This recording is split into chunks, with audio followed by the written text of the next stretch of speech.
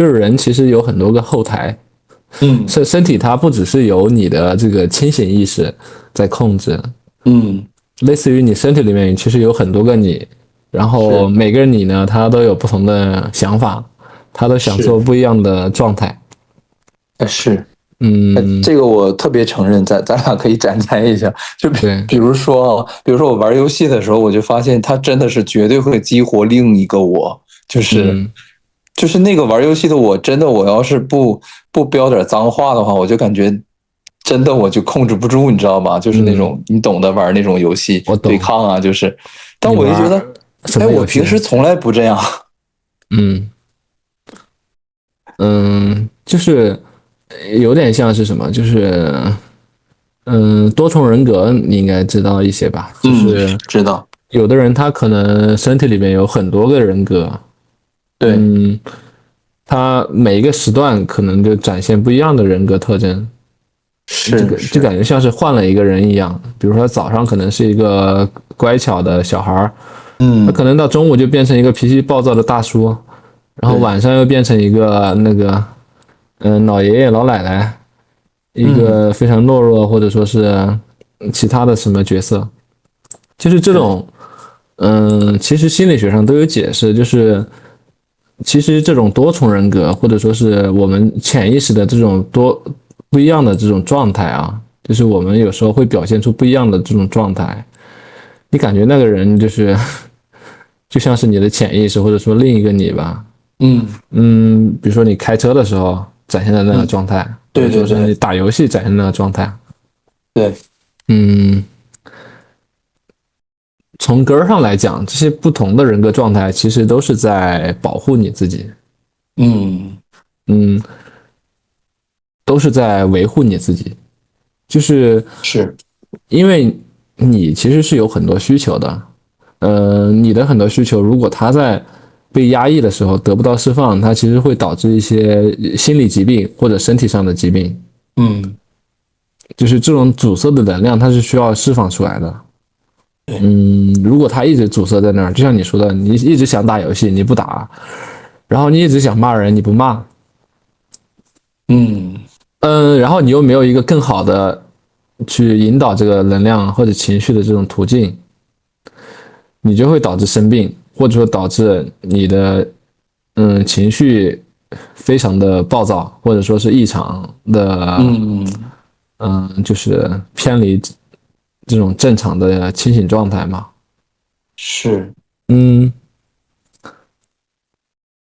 就是从根儿上来讲，就是你演化出来的这些不同类型的潜意识，还有你不同的这种角色身份，它都是在保护你自己。维护这个角色的存在哈。对，维护你个体的这个正常运转。是的，就感觉有一些能量，你要没有它的话，可能有些事情还做不好，就是对吧？就比如说一些竞争意识，那如果你在玩这种对抗游戏的时候，你特别佛系，对吧？特别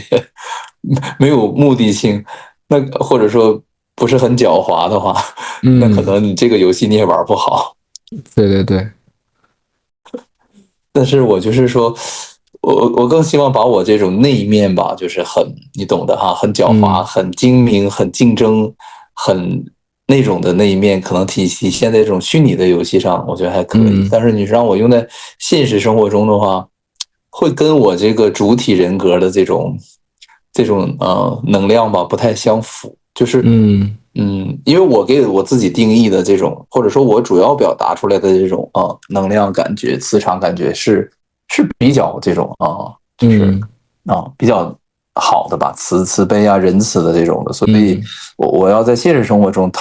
去做到这种算计的话，我觉得我是很违心的，我会觉得很痛苦。因为我不是这样的人但是就像你说的，因为可能我们本能有一些东西就是多少多少万年来的一种潜意识的东西，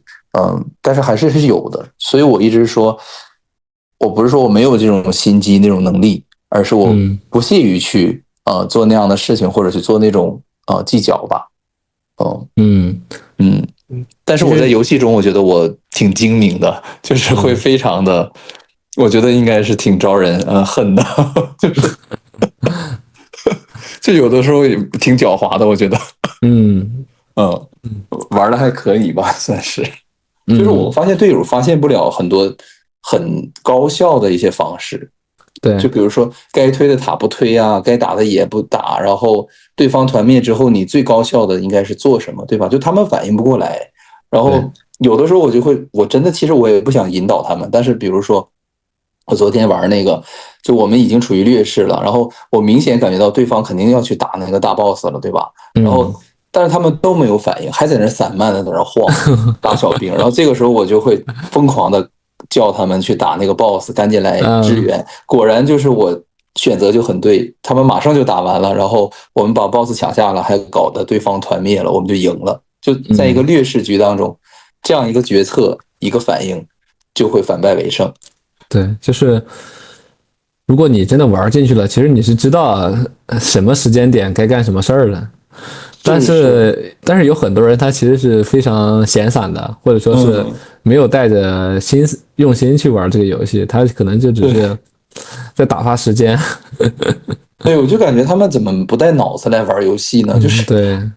而且很多都是那种经验很高的、那等级很高的那种老玩家了啊。但是我不知道出于什么原因，就总给我匹配这些就像无头苍蝇一样的队友。然后嗯，我有的时候引导他们还好，他们能听；有一些根本就没有反应，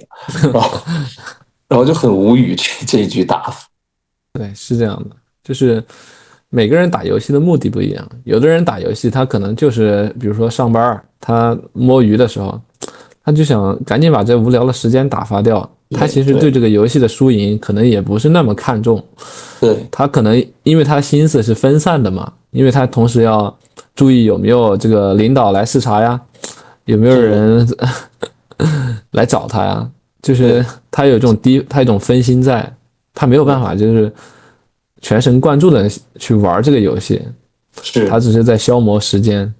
对，像你说，可能有的人真的没有那么投入和认真吧，就是嗯嗯，可能他懒得去动脑去想策略呀，或者怎么样翻盘对，呐。就是其实像这种策略性游戏，还有就是需要动脑的游戏，现在其实已经渐渐的变得不那么主流了。就是嗯很多人更喜欢去玩一些就是不用脑的，因嗯，为现实中其实他们的脑子已经很累了，在游对戏里面他们其实更希望得到一种放松，或者说是对嗯、就是不那么去用心的去做一件事情，只是在是让自己的思绪随意的去飘荡，就跟刷是，短视频一样。对。嗯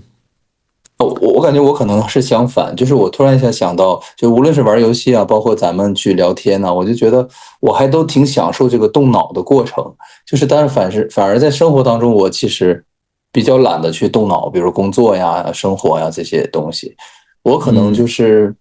只是在我感兴趣的方面，我愿意去动脑吧，或者说想嗯更多。其实我可能我的大脑不是一个很懒惰的人，所以我就觉得如果没有这些地方让我去发挥的话，我可能还会觉得有点无聊，就觉得我这大脑没用上这种感觉。嗯，对，就是我们这些情绪还有这些能量，它总是要找到一个出口嘛。然对，后我们这些非常浩瀚的潜意识，它有很多想法，它都需要去酝酿一个出口，或者说酝酿一个表达方式。嗯。嗯我觉得说到我的心坎儿上了，就是我有这种体会，就是我总觉得我有很多的能量和东西，就找不到一个出口，就是所以嗯我会跟你讲，我说我会觉得很无聊啊，就是每天过的都是这种，哎呀，就是提不起兴趣吧，就是嗯，如果说明天说外星人要来了，或者后天世界末日了，我就会马上启动我的那种所有的能量，然后来生存。对吧？嗯，我就会觉得对，很刺激、很兴奋。就嗯是你刚才讲完那个东西之后，我就觉得好像我就是潜意识的这些东西、这些能量，它没有一个出口，所以我在想，我为什么玩这个游戏？其实我就不想去搞这个游戏，因为玩了很多年了嘛。我也知道赢了又怎么样，输了又怎么样，对吧？就只是个游戏而已，就跟打扑克牌一样。但是我就仿佛是享受那个我在这个过程当中我那种投入度，然后那种那种能量的那种释放，把我这个大脑都运作起来，然后眼睛啊、手啊这种高效的这种配合，我仿佛是沉浸于那个过程当中。对，就是其实打游戏跟现实中其实没什么差别。之前我记得就是有人对这个美国总统特朗普有个采访，人家问他为啥这么成功，他就说人生其实是一场游戏，但是他乐在其中。就是有的人他可能对现实生活他更加的愿意去参与，愿意去乐在其中。是，但就是也有很多人，就是他可能一些原因啊，这个原因可能很复杂。他觉得现实生活就是充满太多的限制，充满太多的约束了，他很难去展示自己或者去表达自己，所以他会去选择一些其他的途径，比如说打游戏啊，或者说是去搞艺术啊，或者说是干一些他自己这些小爱好呀。对对，我觉得这些都挺好的，就是因为每个人情况都不一样，比如像有的人他可能就是他适合在这种激烈的这种社会竞争中去展现去表现，对，但有的人他其实就不合适。但是我希望就是每个人都能找到自己能够释放这些情绪和能量的地方，然后去把它妥善的去，也不说妥善吧，就是把它顺畅的去给释放掉，去顺畅的去把它给表达出来。不要让它就是卡在你的这些身体里边，或者说灵魂里边呢。这样的话，它对你其实是非常不利的。就是不要压抑自己，都是要多去尝试，去找一些新的领域、新的一些途径去表达自己，去释放自己的这些意识或者情绪能量。是。这个我非常认可，因为我自身就是我不会去压抑自己，我就感觉，如果说太压抑自己的话，我有点承受不了啊，我倒不知道为什么我承受力这么差，就是我会觉得，不可以这样，就是不可以去过度的压抑自己，就宁可把这件事情做不好，搞砸了，对吧？但是我也不选择去委屈自己，或者说去强行的去压抑自己，牺牲自我吧，因为我觉得那个代价可能真的是更可怕的，就是我是承担不了那个代价的。就我以前的感受就是，我觉得如果我这么逼我自己的话，我会要么就疯掉，要么就是可能就抑郁了，就是麻木了之类的。就是我觉得我在丧失我的整个的生命活力。就是其实每个人都有自己的这种，其实每个人自己对自己是最了解的嘛。就是你其实可以对自己做出最明智的决定，就是可能这些决定在外人看起来可能是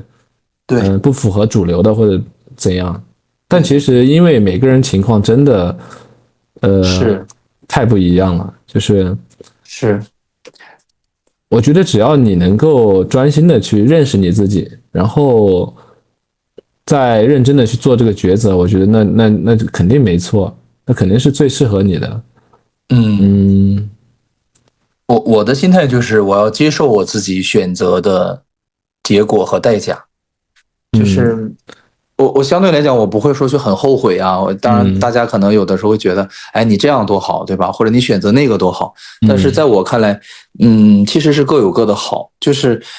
你不能拿你现在的某一种不好，然后去跟另一条路的那个好去对比，这样很不公平。因为你现在选择这条路的好，那条路它也未必是具备的，对吧？是同等程度的。所以我就觉得，咱就说减肥这件事情，那你过了30岁之后，整个身体它就是喜欢发福的、肥胖的。那其实你选择拥有一个好的身材、标准的体重，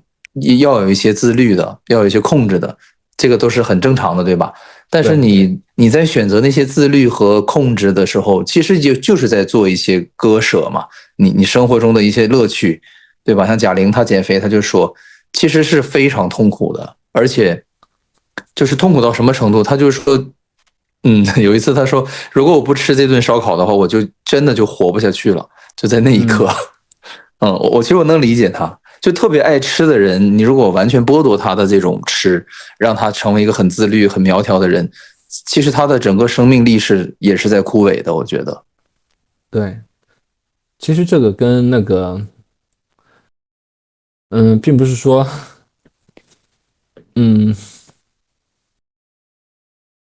就是吃这个东西，还有就是我们非要做某一件事情，它其实，是有就是很深层次的原因的，就是它不是我们想的那样，就是很简单，比如说减肥，或者说是戒掉某一个习惯，改变某一个生活方式，它都不是那种你短时间内可以改变的事情，这是一个需要长时间而且需要付出巨大努力的事情。你玩的是哪款游戏？我玩的都是哎呀太小众了。我觉得风暴英雄就类似于那种英雄联盟那种的，就是塔防的嘛，5v5的这种对抗的，暴雪的一款游戏啊，国内都已经都不做了，下架了都，现在只能玩亚服，然后亚服就都是韩国人嘛，然后韩国这边就是你也懂得，跟中国一样，就是大家的竞争意识比较强，然后队友之间有的时候也不太团结，然后就对抗比较，有的时候是队友之间的对抗。这种，这类游戏，我也有玩，我玩那个英雄联盟、王者荣耀啊，是不是都这类的？对对对，最早我们玩 DOTA 嘛，都是一样。哎呀，但是就很上瘾，就是你就觉得你每天要是不玩的话，你就觉得是也可以，但是觉得很无聊，你知道吧？就是总会想去在这种对抗当中去获得那种短暂的那种成就感呐、价值感。就觉得你连杀2个人，你就觉得自信心爆棚了，就那种感觉。然后连输5局，你就觉得真的怀疑人生，就觉得我为什么要这么去折磨自己？哎，我觉得基本上我身边玩这种类型的游戏的人啊，他都会有这种情绪的表现。就比如说输了之后，特别的就是懊悔啊，或者说是憎恨呐，或者说是觉得某个队友那个玩的实在是太差了呀，太差了，对，或者说赢了之后就是获得这种喜悦，几秒钟的那种对那种庆祝哈，就是哎呀那个开心，其实非常短暂，非常短暂。因为我也玩这类型的游戏，然后其实我能体会到这些情绪，只是这些情绪就是我体会的没有那么强烈，但是其实是有，我明白，因为就你说，是不是就藏在咱们潜意识里面这些东西？好，非常感谢啊，请订阅支持一下吧。